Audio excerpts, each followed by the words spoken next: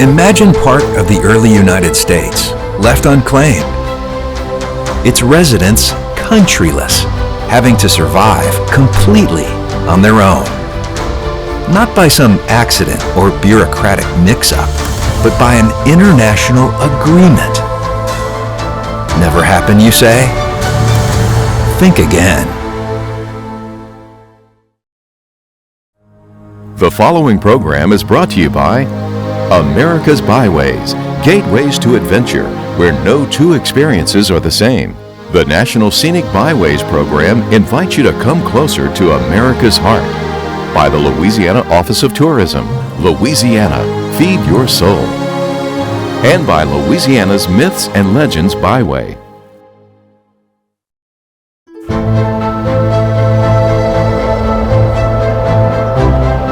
Barely 20 years a nation, the United States of America in 1803 negotiated one of the greatest land deals in the history of civilization by purchasing the Louisiana territories from France. But lost in nearly every historical account is the fact the deal did not go down without dispute. The western boundary was pretty much undefined. Thomas Jefferson believed that the United States had bought all the way to the Rio Grande. Spain was not amenable to that. The Spanish believed the border extended much further east into present-day Louisiana.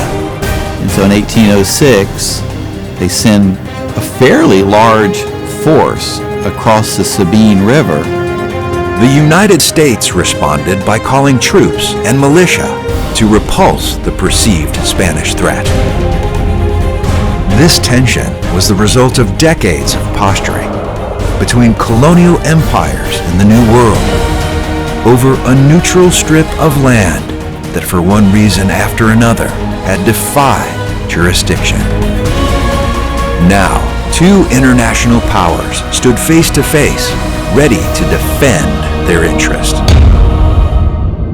A storied land of pirates and contraband, outlaws and lawlessness that bred a culture of fierce independence and self-reliance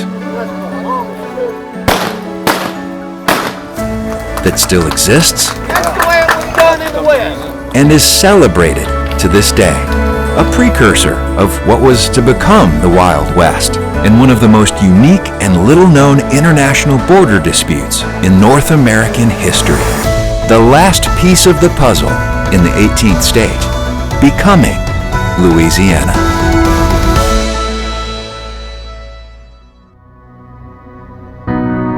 In the early 1700s, France was claiming all the lands drained by the Mississippi River. Spain was claiming the territory west of that. The British colonies were a world away.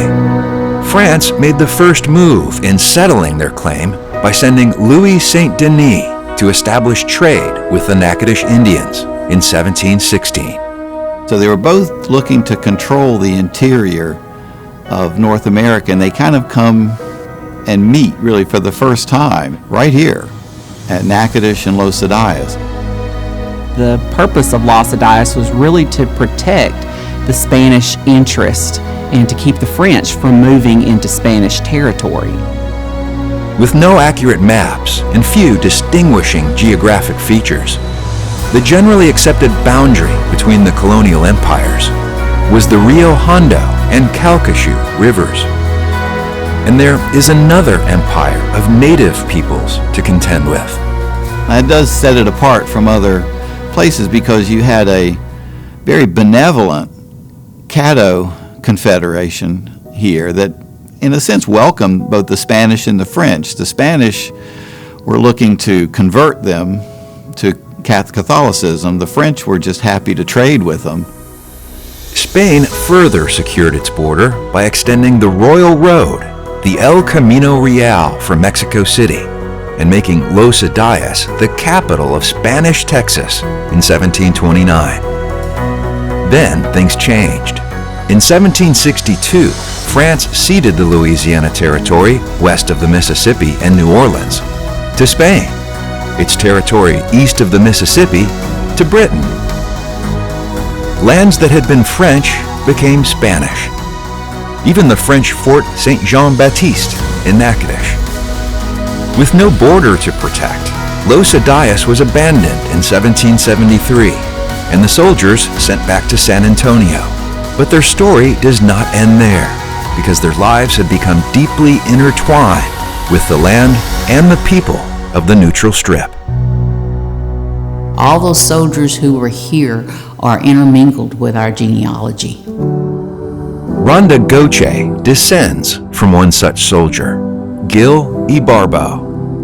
Il Ibarbo was the son of Mateo Ibarbo. Mateo was stationed here at Los Adias. Il Ibarbo, he was born here in 1729, and that's actually one of my grandfathers. The political situation in Europe changed yet again, and in 1800, Spain ceded the Louisiana territory back to France. And before the borders between the two empires could be re-established, in 1803, the United States purchases the Louisiana territory from France.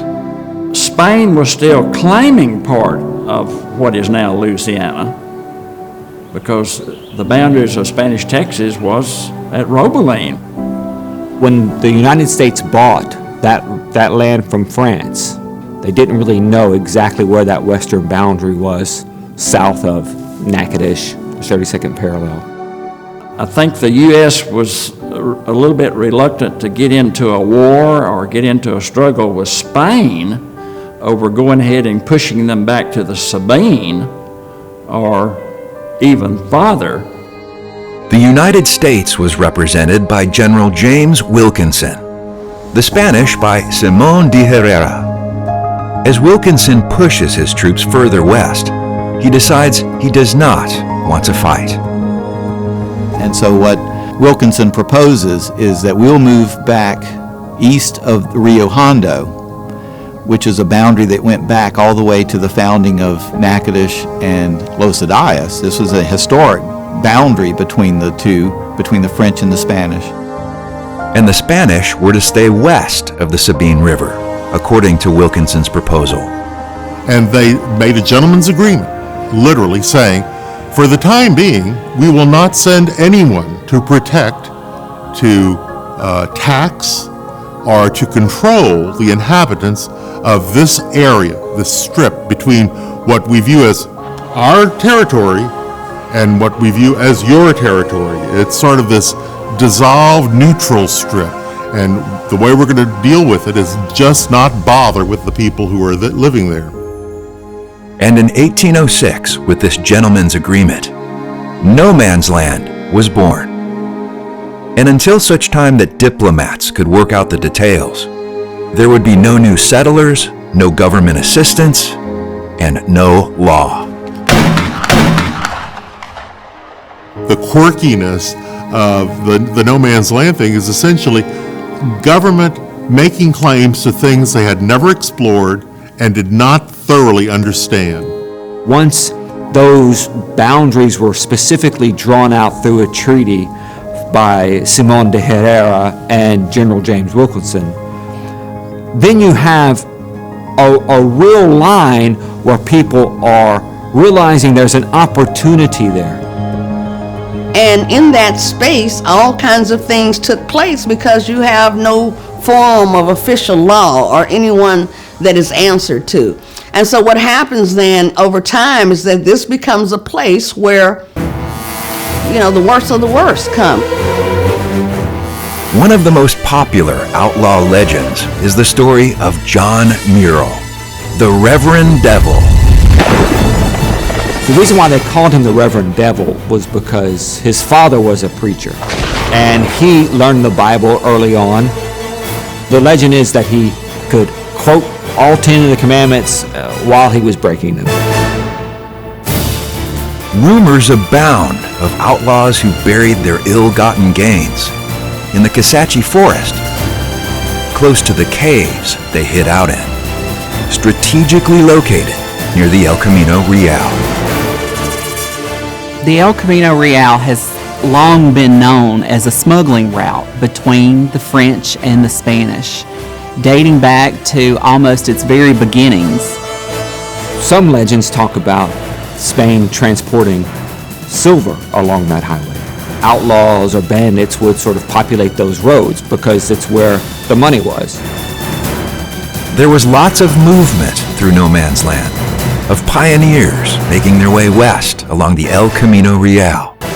What really was driving the sort of westward expansion of the Americas, this idea that there were silver mines in this region, in New Spain, that promised great wealth. These settlers became easy prey for outlaws who would rob them and simply vanish into the densely forested surroundings, attesting to the fact The damn neutral strip is cursed of the devil. ferry crossings were another favorite for thieves who would lie in wait. There are many stories about cattle thieves and rustlers and smugglers crossing the river in one direction, stealing cattle or goods, and then crossing again to escape. This was the time that lawlessness, you could say either lawlessness occurred or there was no lawlessness at all.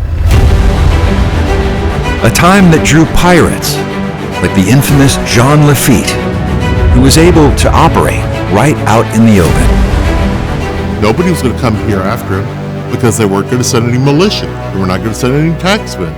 So Jean Lafitte, literally, when he came to Southwest Louisiana, he was not a pirate. He was not a privateer. He was essentially an early 19th century version of Amazon. He was actually bringing in goods and supplies. Visit by Jean Lafitte was viewed as a great boon because finally we can get gunpowder, we can get crockery, we can get textiles, we can get pots and pans, we can get guns, we can get this, that, and the other. Except people would have been one of the commodities pirates would traffic. The neutral strip in terms of African Americans would have been, or African descended people, would have been a place you went through, not that you stayed. Because what happened is if you, let's say you were a free black person traveling through the neutral strip, and for whatever reason nobody knew you or you didn't have the right papers or whatever, then someone would catch you, take you to Kentucky or Georgia or somewhere else and re-enslave you. So that was not somewhere you wanted to be. When Jean Lafitte was here, he was legal because there was no law, because this was no man's land, which makes it really unusual in terms of telling history, but there it is. That's the history in Southwest Louisiana. That's why the outlaw is so important to the neutral strip, right? Because it's more about how people of the neutral strip survived and made a life in a region that was known as a tough place and drew the attention of outlaws. Before no man's land became known for its lawlessness, there were generations of settlers who had no qualms about fending for themselves. You had to skin your own skunks and whatever. You had to be independent. You had to be self-sufficient. And many of those pioneers just wanted to be left alone to make a living. These were not plantation peoples. These were not slave-owning peoples. Just small-scale farmers working 15, 20 acres that could be farmed by the family. And that became the predominant economy throughout what's going to become no man's land. To the south, raising cattle was becoming a burgeoning industry. And because of that sort of cowboy culture that you ordinarily associate with the American West of the 1870s is actually practiced in Louisiana 70, 80 years before the trail drives. We have the trail drives here in Louisiana very, very, very early on. Everything here was about survival. The contraband trade began out of necessity due to the far eastern position of Los Adias.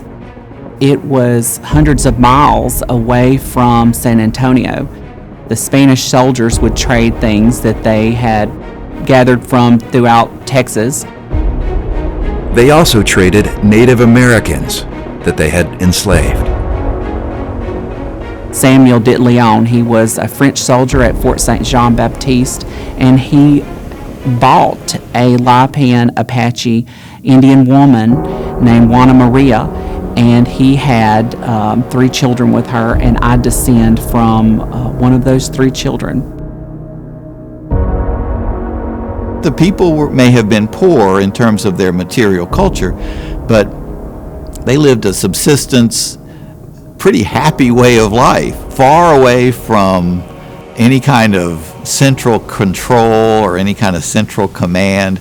This lack of government drew the Native American Coushatta to no man's land, a people who were looking for a place that offered peace, but most importantly, independence from outsider interference. It also drew the attention of a variety of other people who were looking for opportunity and a way of life. Joseph Willis is an important figure in the Neutral Strip. Some people say he was the first Baptist preacher west of the Mississippi River. Willis was a freedman, the son of an Englishman and a Cherokee slave. He first appears as a Protestant minister in Louisiana in 1798. He was a huge figure in bringing religion to no man's land. Part of what settled that region were these early churches. They were the key factors of making a place stable, right? And they're basically indicative of how people settled. You form a church and you gather together and you worship, but you rely on each other for support. We consider like the church is our Hispanic culture. Everything revolving around the Catholic churches, St. Joseph's, St. Anne's, St. Catherine's, that is all part of our culture.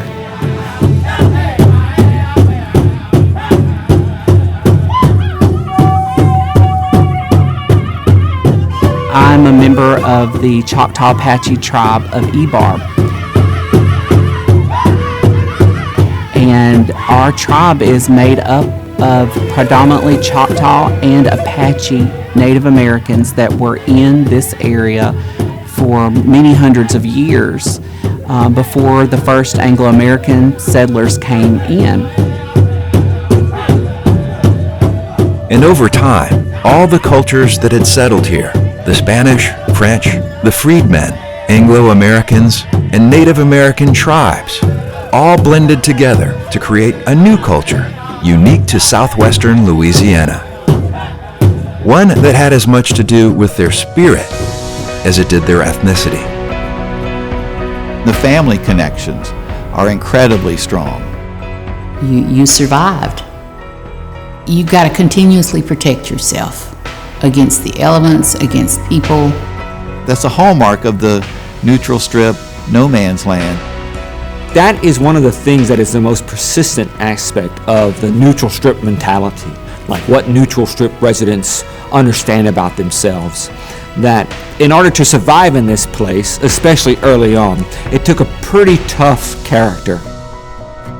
My dad, it was a total fight with him. He was notorious for his fighting in Zwolle, all him and his cousins. But it wasn't that they were fighting against the system. They were just fighting to let people know that they couldn't be pushed over. I think if you live in a place that had attracted not only outlaws for a time, but also people who were trying to live independently or to live outside of the watchful eyes of a certain group, you had to develop the ability to take care of yourself. You don't know these outside people, so you don't really want to let them in. And that's the way they were. And in 1821, the Adams-Onis Treaty was ratified, and Spain abandoned any claim to territory east of the Sabine River. The western boundary of the new state of Louisiana was set at the Sabine River. I don't think Wilkinson or anybody at the time believed that the Neutral Strip would last that long, the no man's land would last that long. No Man's Landers were now Americans. You just didn't have a line or a fence or a road or anything you could step over and say, okay, I'm in no man's land. It was sort of fluid, very fluid. But a treaty could not stop what was already in place. With the border question settled between Spain and Louisiana, the anarchy prevalent throughout no man's land had to end. And in 1822, Fort Jessup was established. Situated on the El Camino Real, 15 miles from Natchitoches and a day's march from the Sabine, it functioned as the central stronghold of the new frontier, restoring law and order to the region. Then, in 1830, a contingent of Fort Jessup soldiers was hurriedly dispatched to Lake Charles. It was decided by the U.S. government that they need to plant the flag somewhere in South Louisiana as quickly as possible. The pirating that had flourished along the winding Calcasieu River during no man's land persisted. Cantonment Atkinson was erected, the illicit activities were contained, and the company returned to its home base. The troops at Fort Jessup valiantly fulfilled their mission, serving until the threat at the border no longer existed with the annexation of Texas in 1846. With the signing of the Adams-Onis Treaty, no man's land now becomes part of Louisiana, and the land is turned over to the United States. And what begins is a process of recognizing that people were there and that people had some semblance of a claim to the land. The Rio Hondo Land Claims Commission of 1824 sets up a four-tier system to determine ownership. The first and second tier claims were well-established landholdings that were awarded ownership. The fourth-class claims were thrown out, held to be groundless. Then there's a large third tier. These were people eking out a living in the woods of the Kisatchie Hills, on the floodplain of the Calcasieu or the Sabine Rivers down towards the south. These were people who were living very hard lives. This is how you get your first real sense of who was there. In our journey for federal recognition, I served as the tribal genealogist for the Choctaw Apache tribe of Ebarb. One remarkable fact about the tribe is that all of its members can trace at least one ancestor, if not more than one, to the original land grant. You're dealing with a lot of people that their ancestors have been there now going on 200 and actually going on close to 250 years. Francisco Carmona was a Native American who was born at Los Adias, served the Spanish crown as a soldier at the Alamo.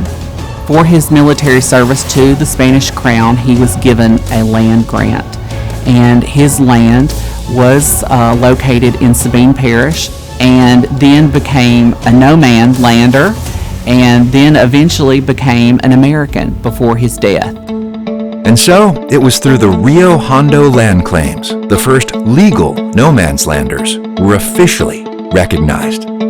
Despite the well-established borders of today, there's still a unique political, economic, and cultural interconnectedness that exists in no man's land. The sturdy and diverse settlers who weathered both prosperity and haplessness with equal grace are still here. They live on in the faces, the families, and the myths and legends of today.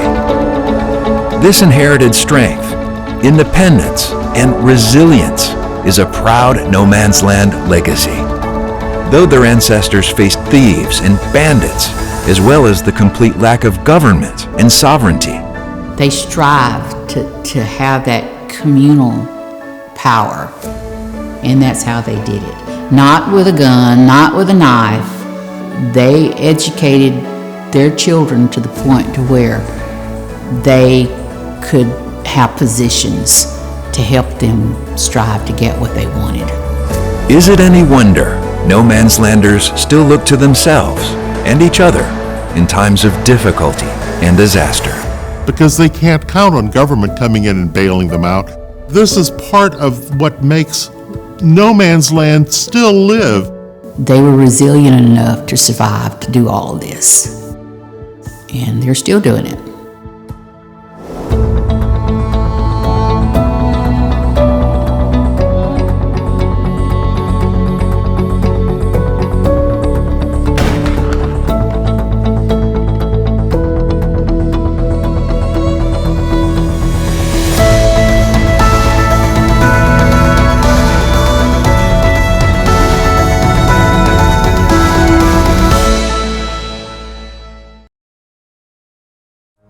No Man's Land was brought to you by America's Byways, gateways to adventure, where no two experiences are the same. The National Scenic Byways program invites you to come closer to America's heart. By the Louisiana Office of Tourism, Louisiana, feed your soul. And by Louisiana's Myths and Legends Byway.